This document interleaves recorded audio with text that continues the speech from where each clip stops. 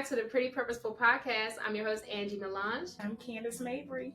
In today's episode, we are going to be talking about a very serious topic of mental health. It's May, it's Mental Health Awareness Month, and so we wanted to dedicate this episode to really taking a deep dive into mental health, the challenges, the stigma, and the silent epidemic that's affecting many.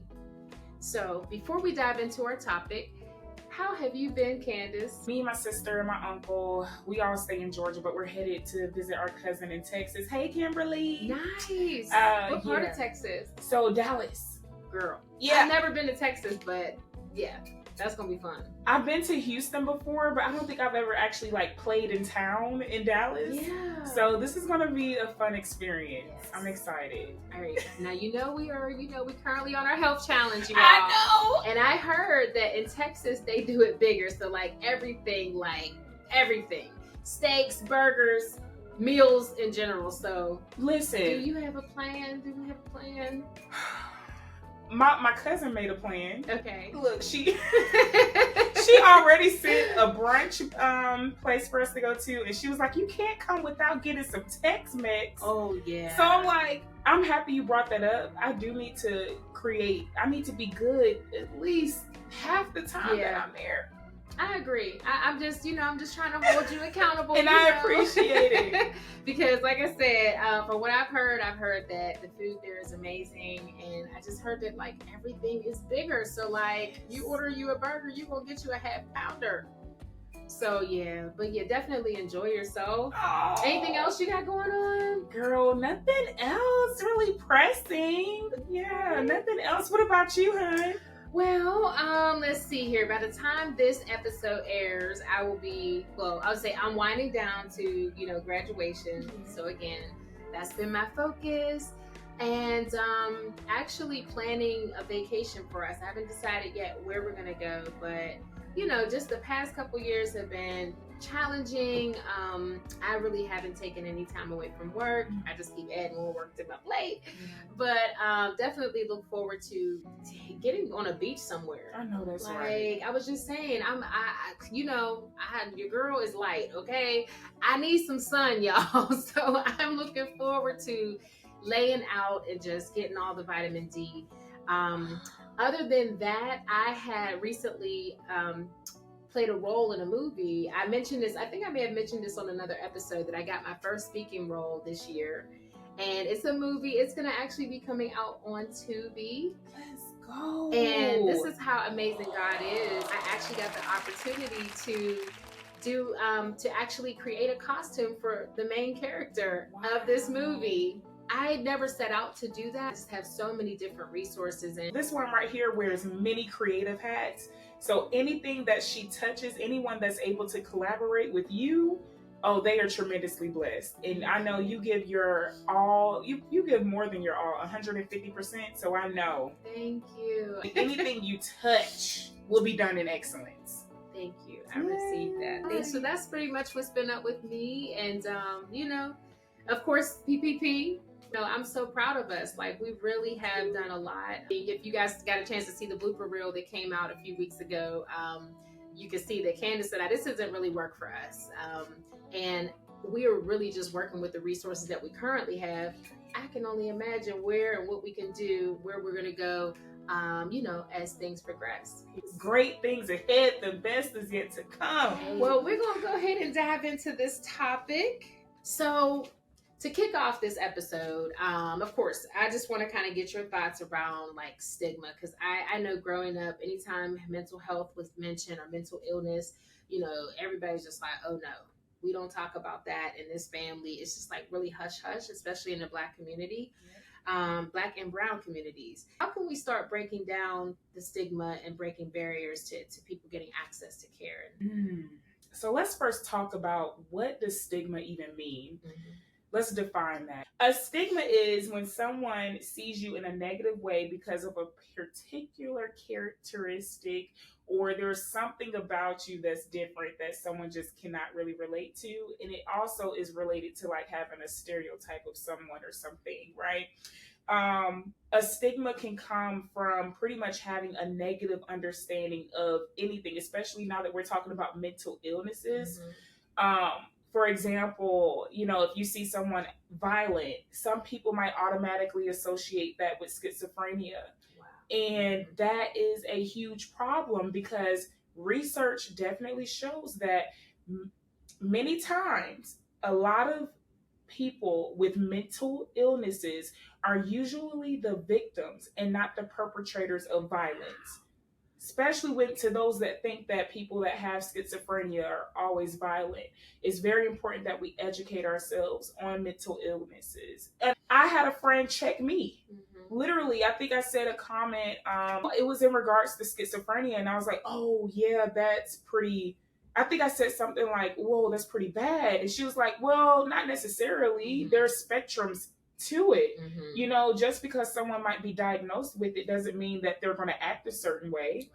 Right? So we have to educate ourselves on all these different mental illnesses, or you know what they say about the person that assumes. Hey, beep out of you. Mm-hmm. To answer your question, how can we start breaking down these barriers? I would say educating ourselves really on what it means to have what a person, even your friend, is going through. So if you have a friend that says she has anxiety, I think it's important for us to take an extra step in researching how can we support our friend that has anxiety and not just assume that our friend is weak, not just assume that our friend is always scared. It's deeper than that. It's deeper than that. Yeah, I'm glad you said that because I feel like today, especially with all of the distractions, social media, so much information for people to process. It's like, when do you really have time to just reel it back and just focus on like what is actually going on in your mind? Like what is the condition of your mind? If you're consistently and constantly pouring in all this information, a lot of it is not even, quality information that you're consuming. So, that just really can exacerbate an existing condition. Oh my gosh. Yes. The media plays a huge part in exaggerating a lot of these illnesses that people have. Mm-hmm. And that's what causes this to be very damaging to the community, especially to those that actually suffer from it. Absolutely. Speaking of the community, and when it comes to trying to understand people that we, I guess, have close and near and dear to us, many times that can lead to what's called trauma bonding. Mm-hmm. So can you explain exactly what is trauma bonding and how does it affect relationships and our individual well-being? First, let me just give a definition of trauma bonding. So trauma bonding is a strong emotional connection that can develop between an abused person and their abuser, typically over time. It can occur in any relationship that involves a power imbalance, including romantic and non-romantic. So, just thinking about family, most of our first relationships develop within our family. So if you come from a family where there is abuse, whether it be verbal abuse or physical abuse or just whether you are actually a child witnessing this or you're a child experiencing it, sometimes that will we can go into our adult years and still struggle, and instead of actually addressing the issue or actually acknowledging how the relationship is affecting us, we would just continue to let the abuse continue. And because we feel, well, we love this person, so it can show up like that. It can show up in friendships. An example of that is especially when it comes to like power imbalance, like some relationships, and I've had them where you trust. I mean, friendships, you start with trust, right? Exactly. So that means that you have to be vulnerable. Unfortunately, if you're in a situation where maybe a person may be more either financially secure than you, or they may have just their life in order more than you, yep, there's a power imbalance there because that person tends to be that person that you might rely on for comfort, support, validation. And so unfortunately, if that person is not healed or they're not coming from a place of, I don't want to say love, but if they're not aware of their behavior, it can definitely create this dynamic that would be trauma bonding because, as a friend, you feel loyal, you don't want to hurt them, you don't want to disappoint them. So, and then another way that it can show up is, of course, in romantic relationships. So that's where you might be getting cheated on repeatedly. It could be physical abuse, belittling, berating.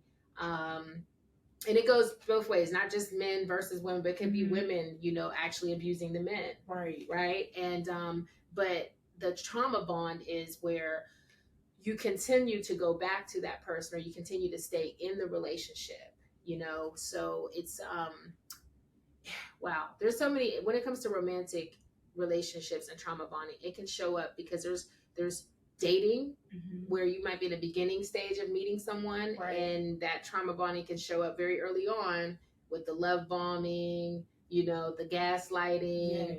And then as women, I'm speaking from a woman's perspective, we just want to know that we are enough and we're accepted and we're loved. And so we may tolerate that. And then if you have a long-term relationship, it could be a situation where you know that the situation may not be healthy for you, but because of the love, because of, that trust that you've had and established, that you just feel that, you can't really see yourself outside of that situation. There's love in there, but it's more of a trauma bond because of the repeated, instances of hurt and forgiveness. So, yeah. Wow. That was an awesome way of defining, first of all, what trauma bonding is and giving examples of how you can see it. So I'm really trying to understand this for myself too. So with trauma bonding, because of course every relationship deals with issues, right? But I guess what I'm trying to ask is, can you have a healthy relationship but still go through trauma bonding? I don't know that it would be actually deemed healthy because if it is absolutely trauma bonding, you have to think in order for you to get to that place of trauma bonding, trauma has had to have occurred. And this is just my perspective. And I'm going to actually share some signs of trauma bonding. But typically trauma bonding is where it's like repeated occurrences of abuse, whether that be mental abuse, physical abuse, just any kind of abuse. When the person, you've forgiven them, but you've gone back to them, you haven't left the situation, and then they do it again. Some signs of trauma bonding that I'd like to share are you're constantly in a state of unhappiness. You love this person, but you're not happy. And then we talked about cognitive dissonance before. Yes. So it's like, you're not happy. You really can't see a way around the unhappiness. And you can only control you. Right. But part of the trauma bond is like believing that this person is going to change and that's going to make you happy. Okay, that's major. Definitely in my relationships, I've encountered that and realized that no, you definitely, if you find yourself unhappy and relying on your spouse or your significant other to make some changes in their behavior in order for you to be happy, that's a sign right there that you're currently in a trauma bond. Unable to end the relationship. So just really unable to see a way out of it, not even having a plan, not even being able to make a plan because you feel comfortable in that relationship because of the bond. The bond has developed around the trauma more than it has the actual love and the positive aspects of a relationship. It's like the trauma becomes the glue that holds the relationship together. Making excuses for the abuser's behavior. So if you're in a relationship and you're telling somebody like a therapist or a friend about the abuse, but you somehow find a way to put a spin on it, like, well, this person is a good person. This person has had these issues. This person, they're not always like that. They only are like that when they drink. Those are examples of excuses. And then the last one is keeping the abusive behavior secret. So literally, you are in a trauma bonding relationship if you are afraid to tell somebody You just endure it, and you're like ashamed and embarrassed to even tell anybody. That's how those relationships continue. They don't tend to end well. Whoa. So you're saying, wow. So if you feel the need to keep the behaviors of your partner a secret, that's just a red flag right there that something's not right. I feel like it's like almost like you're in denial. Like you know that what's happening isn't right, but you're afraid that if you tell somebody that, oh, that might mean I actually have to leave. That might mean I actually have to get out of this, because if I don't get out of it, now the person or people that I've shared this with are going to look at me some type of way. So some people really will keep the abuse, secret, and in order to protect their image, but also in order to protect, their relationship. And I guess there will be a difference between being private and then actually holding secrets like that. Like, there's a difference. Oh yeah, there's definitely a difference. Absolutely. And so I think I really wanted to share the signs of trauma bonding, because I feel like, as someone's loved one, if you have someone that's in your life and you just notice certain behaviors, like, you can't really make them leave the relationship. That has to be a decision that they make. But having awareness, if you're someone that they trust, you may be able to, maybe open up the dialogue, give them a safe space, establish a safe space, so that if there is something going on, they want to speak to someone, they can come to you. Absolutely. Amidst everything else that's going on in the world, we've definitely been hearing a lot of talk around, the dating pool, and a lot of people are struggling right now to either find a healthy relationship or to maintain one. So the need for therapy and counseling and, is the demand is there. But, from my research and experience, because I've had some challenges trying to find therapists, there is absolutely a limit on how many providers are able to meet the demand of the needs today. So let's talk about that. The shortage of mental health providers. How do you think that that's affecting individuals who really are seeking help, especially those that are in marginalized communities?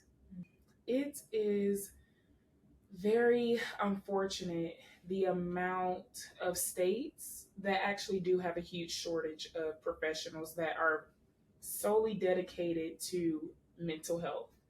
I was doing a little bit of research, and Georgia actually came up to be the 15th state out of the top 37 states that have a huge shortage of mental health professionals. So what does this mean?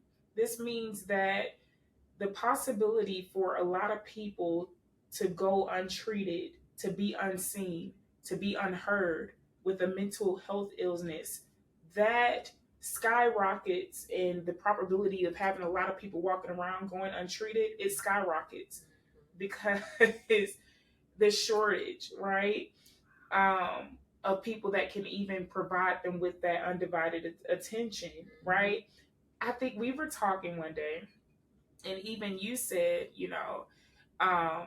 took a minute before it's you have to wait in line pretty much before you can actually see someone, right? So there is a huge shortage, especially in marginalized communities. And when we're thinking about marginalized communities, a lot of us do not have, we're not insured. We don't have positions. Girl.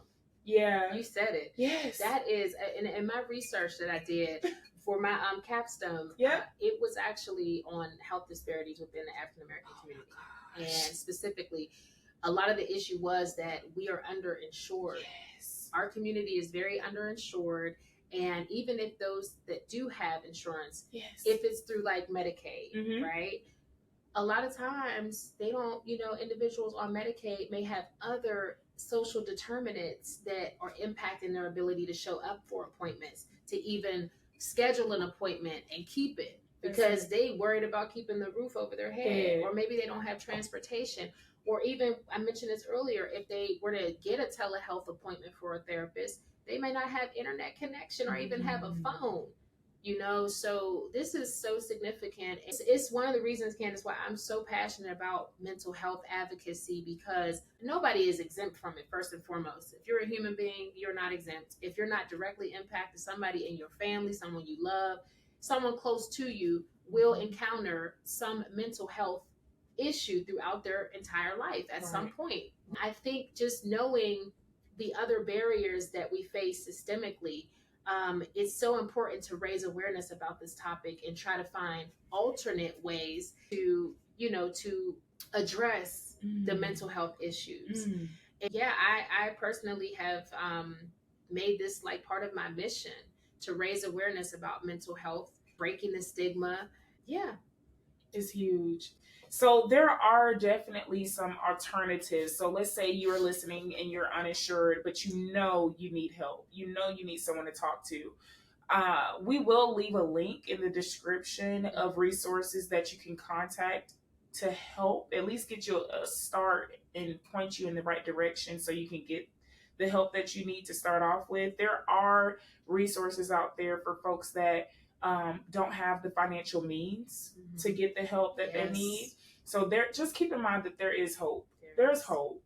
Yeah. No matter how difficult, the situation might be, there's hope. And the fact that you're even watching this says a lot about the hope that you have. Like, you're still choosing to believe in something better, or at least trying to educate yourself. That's right. And that's another thing. So the importance of accessible mental health resources. So educating yourself on what's out there is definitely important. Yep, especially to yourself and to those that love you. Mm-hmm. That's really good. No, I just want to add to that in your efforts to find a mental health provider, a lot of times we as people of color have to be considerate of who we're actually speaking to, because I know in my research and in my lived experience that not having a therapist who fully understands your story and the complexities of being a person of color makes a difference in the care that they provide. I've had like a session with the therapist and quickly realized like this person does not see me. This person does not understand. That is huge. Yes. And it's so critical for us because yes, there is a shortage of providers right now, but just because there's that shortage doesn't mean that you should just go to just anyone. I do think that, in your search for a therapist, that you be very intentional about, getting someone who understands your story, understands what your community has been affected by. I know I talked to you and I shared with you that my father, who is, deceased, yes.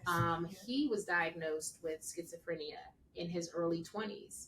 And, again, with all the stigma around, mental illness, a lot of people just will write him off as crazy.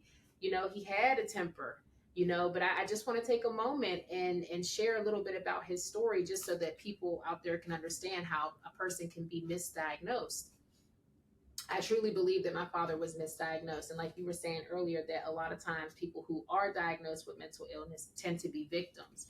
So I just want to say that my father was mixed, Puerto Rican and Black, grew up in a predominantly Black neighborhood, raised by a Black woman. His Puerto Rican father, my grandfather, who was from San Juan, Puerto Rico, granddaddy was a Rolling Stone. Okay, he married my grandma. They had 6 children, but my dad was the oldest. So there's that pressure of being the oldest. He had to take on that role of, did you see? I put my thumb up and it caught that. Literally a thumbs up came up on the screen. Oh, that's creepy. That was creepy. Wow, that was so weird. Oh, so he had this responsibility of being like, he kind of played like a father protective role. As a matter of fact, they used to call my dad Hector the Protector. Oh yeah, my dad had them hands. But he also, being a mixed Black, mixed Puerto Rican and Black, man or boy growing up in a predominantly Black neighborhood, he was confronted a lot of times because of his, the way he looked, his last name, constantly in conflict, right? So of course he acted out. Of course he became violent and felt like he had to be protective of his younger siblings who were also facing similar discrimination and fights, right? My dad was very brilliant. He was an intelligent man, very talented. He was an artist. He drew, he sang. Like, he wasn't trying to pursue music, but my dad, he loved music. So a lot of that he instilled in me.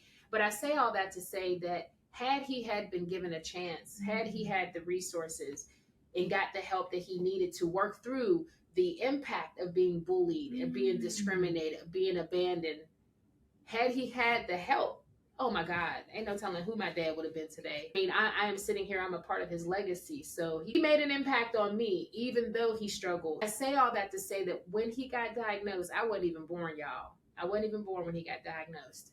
However, it took me to recently, through my research, to really look at his situation like closer, you know, and factor all those things in. And then I got to thinking, well, back in, because I was born in 81, so my dad was diagnosed before I was born.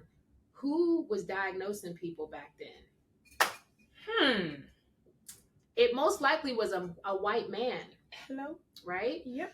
It might have been a white woman. It may possibly, it was the 80s. So, you know, women's rights, you know, were in full effect. So it might have been a white woman. I don't know. But the point is, the chances of it being someone marginalized background who could understand the disparities and the systemic barriers that we already face is very slim. So that doctor who was prescribing or diagnosing my father with schizophrenia was going based off of the behaviors that were displayed. Oh, he's violent. Oh, he fights. Oh, he's been to jail. Oh, he, you know, he does drugs. Oh, he, you know, and immediately just said, okay, well, he's schizophrenic, and diagnose, and then give them you know, a prescription. And once you get that label on you, there's that stigma, not only within the community, but within the systems, because anytime he would try to go get a job or try to do anything, it's like that stigma followed him everywhere. Wow. Literally.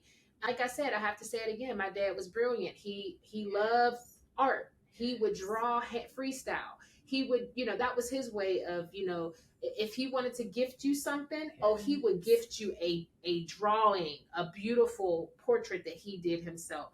He would, he played on the softball team in his neighborhood. As an adult, he was part of an adult softball league. He used to take me and my sister to his practices and games and stuff.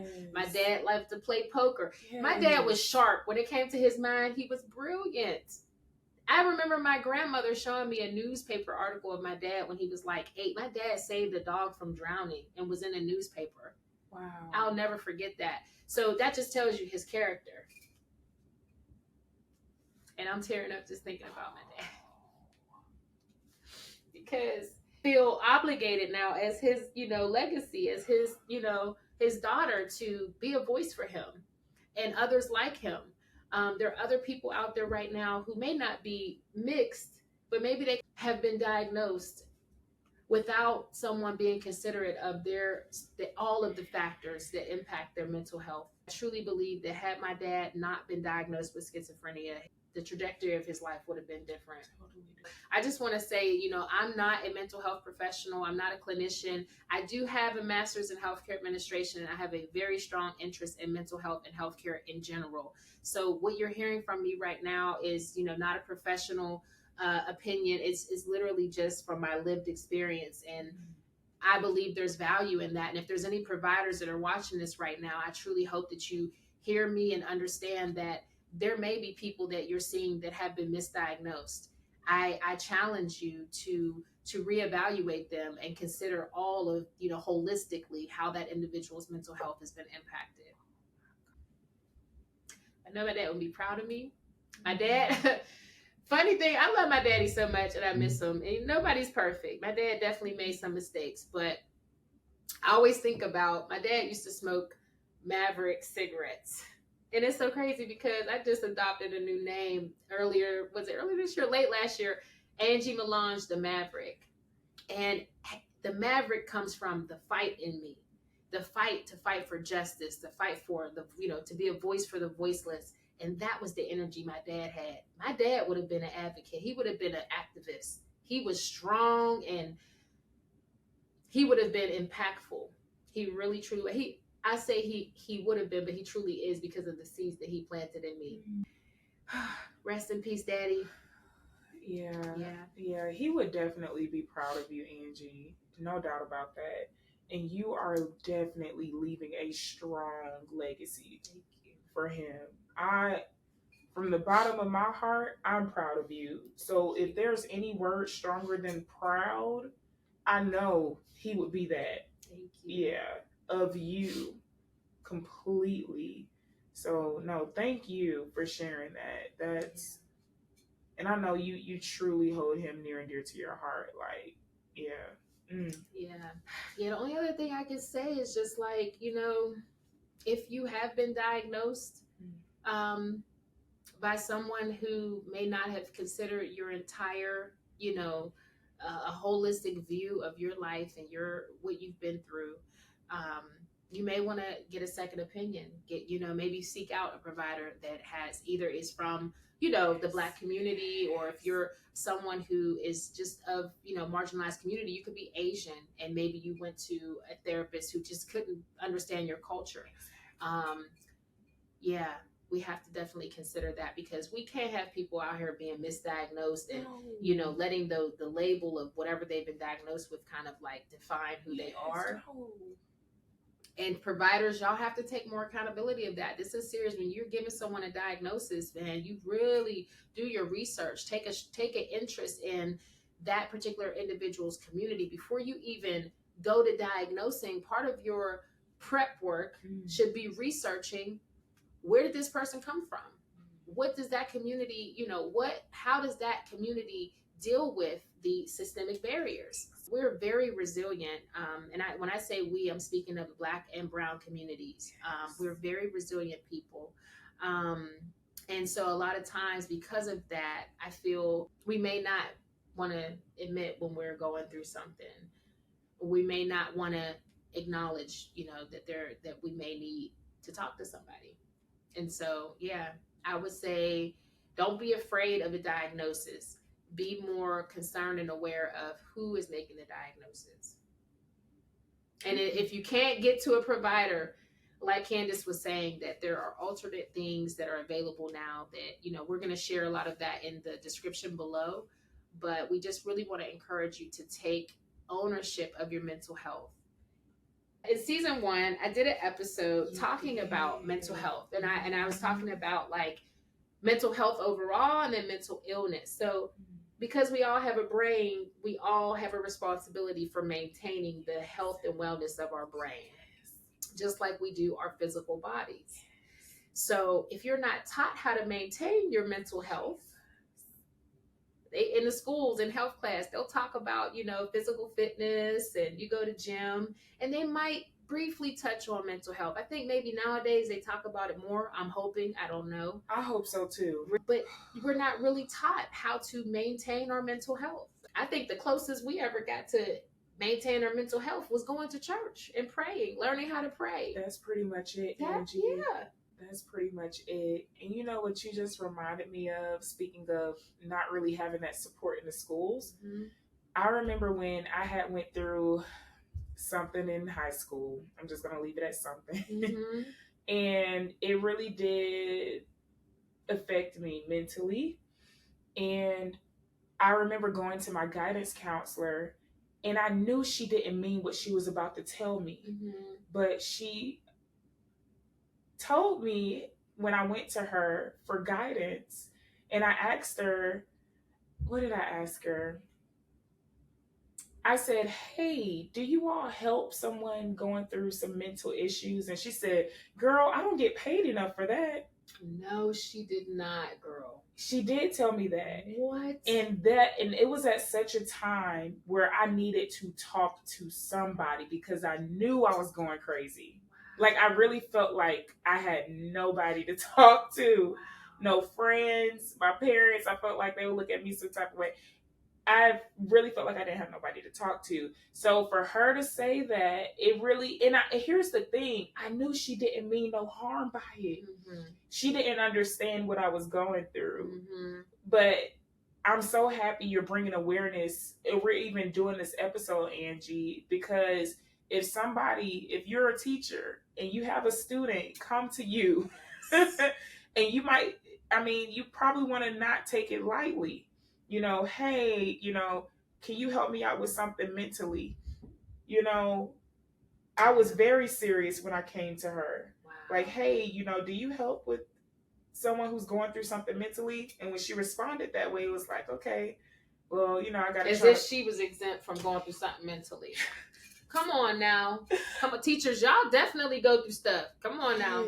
Yes. Yeah, and she was a guidance counselor. Oh, in that position? Ma'am, is that within your job description? I'm probably sure. Your guidance. Yeah.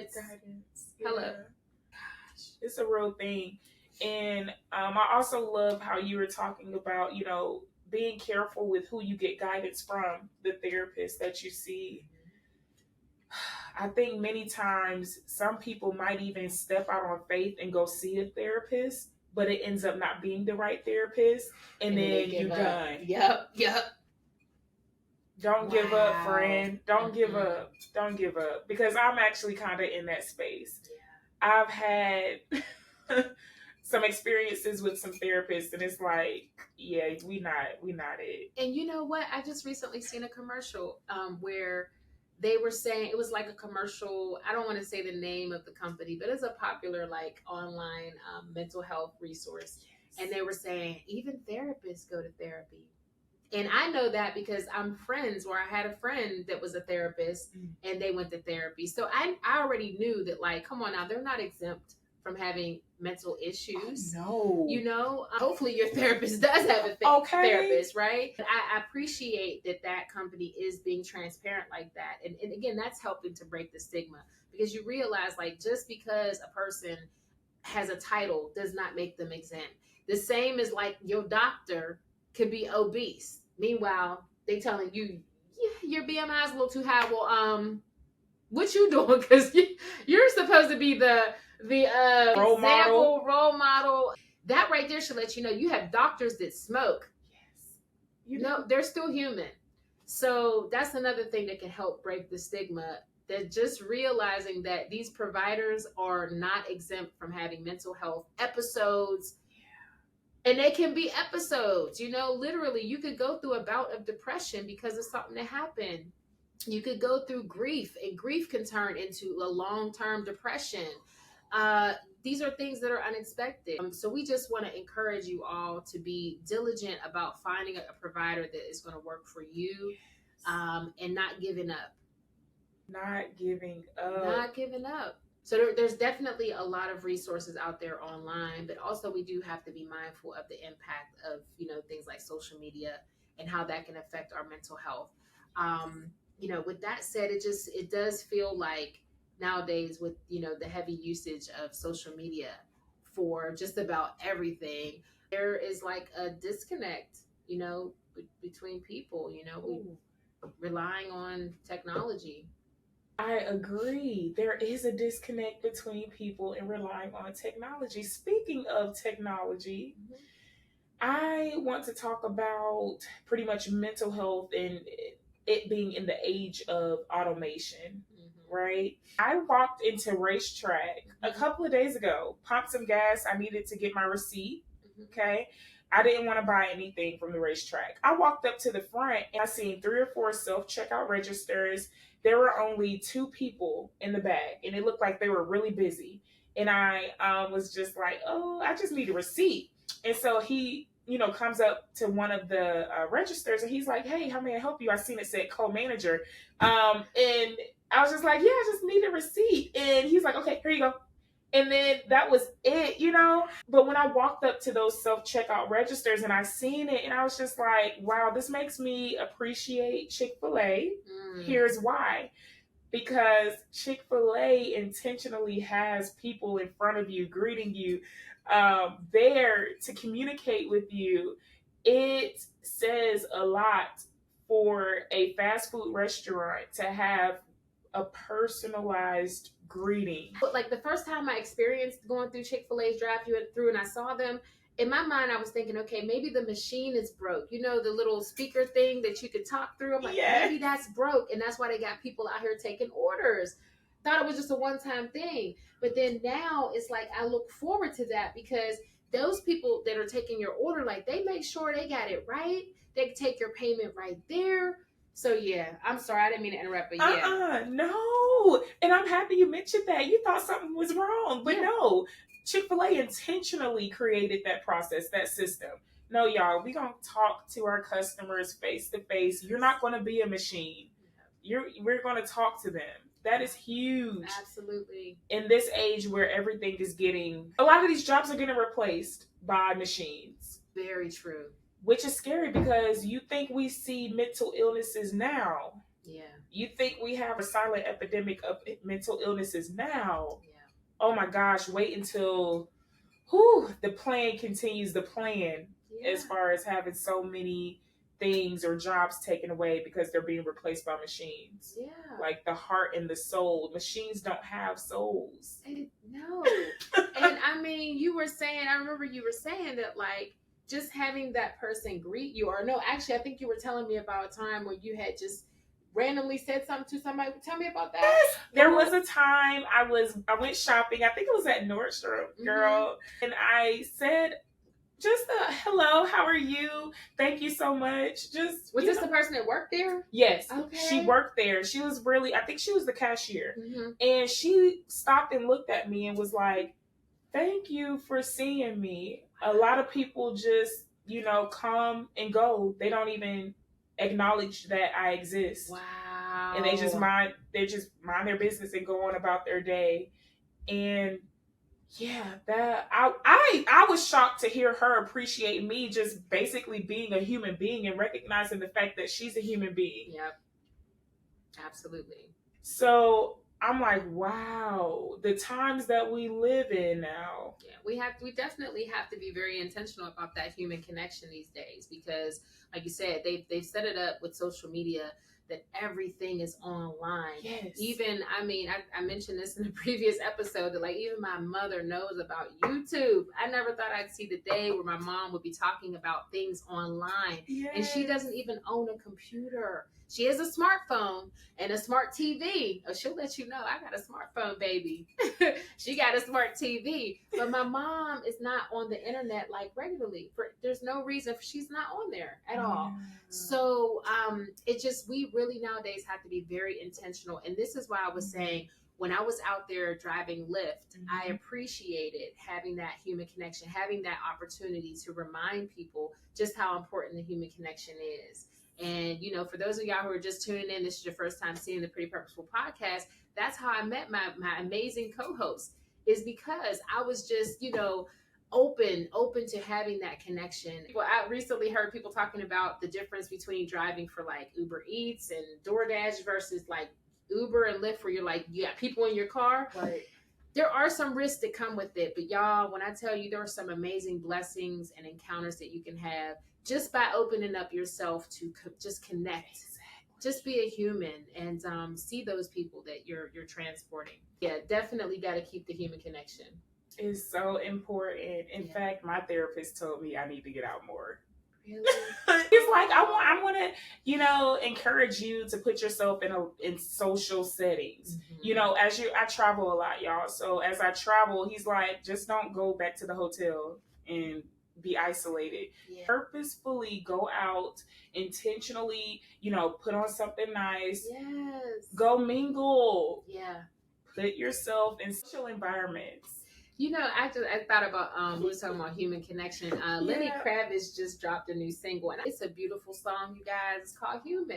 Mm-hmm. And it was the timing is so perfect. Like, I love that. And I love artists that use their talent to remind us of, how much we need each other as humans. So yeah, you should check it out.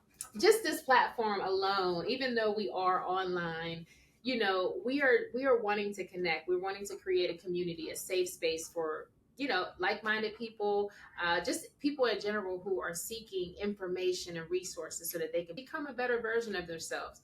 With that being said, this podcast is, we're not therapists, but I'm starting to think that podcasts have a therapeutic effect. So yeah, with that being said, I was just telling Candace the other day, I said, I think that podcasts are the new group therapy. Yes. And we believe that so much that we now have a t-shirt. So guys, this is our new t-shirt. Podcasts are the new group therapy. PPP official merch. So if you'd like to get one, the link will be in the description below. We definitely believe that it is an alternate to having a therapist, especially there's so many podcasts out there and there's so many communities, right? But you have the ability now to, decide which one is for you, which one do you relate to or can you resonate with. And again, it's about the community. It's about the safe space, having a place to come on. We want to have guests come on.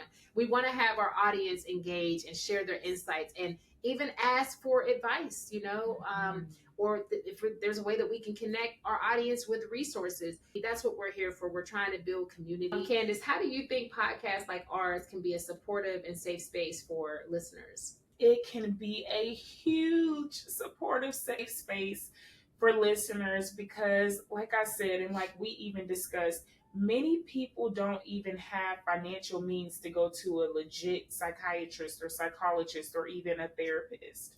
So podcasts allow a free way of educating yourselves on many different things that you might be experiencing, whether it be anxiety, maybe you're suffering from imposter syndrome, maybe you feel depressed, and how maybe you're grieving from a recent loss that you've had. Podcasts allow you to understand the language of what some of the things that you might be going through, and helping you actually come up with strategies on how to overcome some of the struggles that you're having mentally. So podcasts like ours are definitely useful if you don't have the financial means or if you're ashamed of what you might be experiencing. For the longest time, after I went through what I went through in high school, it then transformed into me having OCD habits. Okay? And I could totally relate to what you were saying about your dad and how he, like 9 times out of 10, he was misdiagnosed, right? And if a person were to see me, and this has been done to me, I was thinking about it the other day. Someone did call when I was in my relationship. Someone had told my boyfriend at the time, your girlfriend crazy, right? Yeah, because they seen me driving around. Crazy. We get women in general. We often get called crazy, but we be knowing, man. No, but Angie, y'all quit throwing that term around, man. I guess she's seen me driving around the parking lot over and over and over again, and I think I've been diagnosed with having OCD, and in particular hit and run OCD. So I'm literally scared of running over a pedestrian. Really? Yes. So it's like the root problem, whatever I had experienced in high school, it turned into me developing these, I guess I don't even know what you would call it, but it developed into me having OCD to help cope with the thoughts. And a person that don't know what I experienced would think that I'm crazy. But that's not necessarily the case. You just don't know what I've been through mentally. Right. And crazy is such a negative connotation. It's the word crazy is so loosely thrown around. It is. So there have been many times where I was in college and I wasn't going, the college had a free counselor that you could go to. So if you're a student in college, they have these resources available to you. So ask and see if you can go attend a session or have a therapist there. Absolutely. Because that's what I did during college. And there were times where I would go to YouTube to look and see. I would do my own research about OCD and see that, yeah, this is something I definitely have. And listen to educated people, educated podcasts on what I was going through to help me get through what I was going through. I would read books about OCD. I have one book about OCD. I need to get more. But yes, it's very valuable, very therapeutic, especially when you can go live, have live podcasts, and you can engage with the podcaster. It helps. And it's, even just us having this podcast, y'all, this is therapeutic for me. It's therapeutic for you too. It is. We're talking, and so when you go to see a therapist, all you do is talk. They don't require you to do anything. They don't half the time don't even want to talk themselves. They just want you to talk because they're helping you through your thought process. You know, they're helping you recount different scenarios or situations you've lived through, and you basically are talking it through, but you get these aha moments from talking about it. You have these aha because you have had more experiences since that event has happened.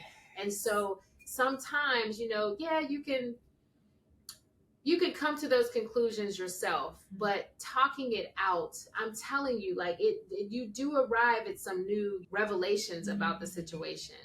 So yeah, talking is definitely helpful. It is. And I've definitely had many aha moments. Yeah. Sitting here speaking with you on and off camera. Yes. I always say when the cameras are not rolling and we're talking, it's the episode every time. Every time.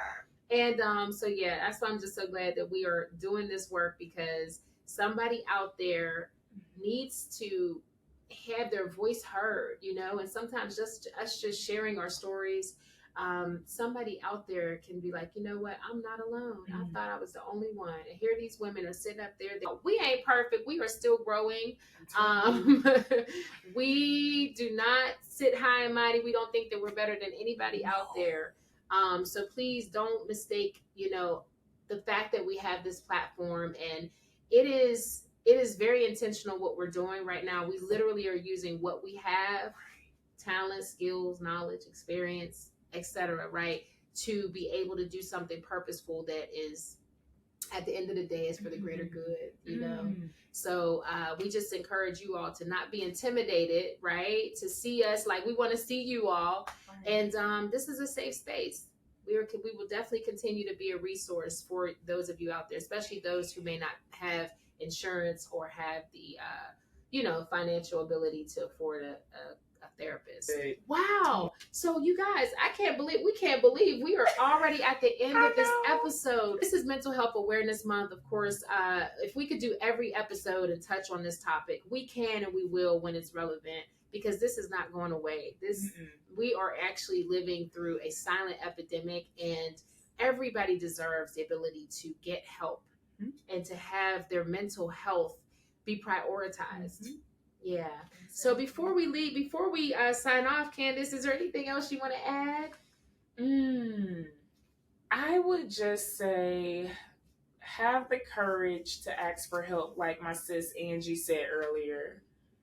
Sometimes we don't want to seek the help because we feel like we don't need it, or maybe we're too ashamed to ask for it. But if you build up the courage to ask for some help, it can take you a long way. Absolutely. Absolutely. And if you right now are someone out there who are not able to afford therapy or afraid to seek help, you know, from your family or friends, you can always go to NAMI.org, or you can dial 988. You can text 988 or call 988. There's a 24/7 helpline available for you. So we will leave the link down below to NAMI.org. And definitely let's start breaking the stigma, you guys, because at the end of the day, all of us humans have a brain, and we are responsible for maintaining its wellness. We hope that you all are doing well, and we hope that that you find value in this episode, and we look forward to seeing you guys next time. Don't forget to hit the subscribe button, hit the like button, hit the notification bell so you'll be alerted every time a new episode airs. And as always, it is okay to be pretty, but even better to be pretty purposeful. Bye.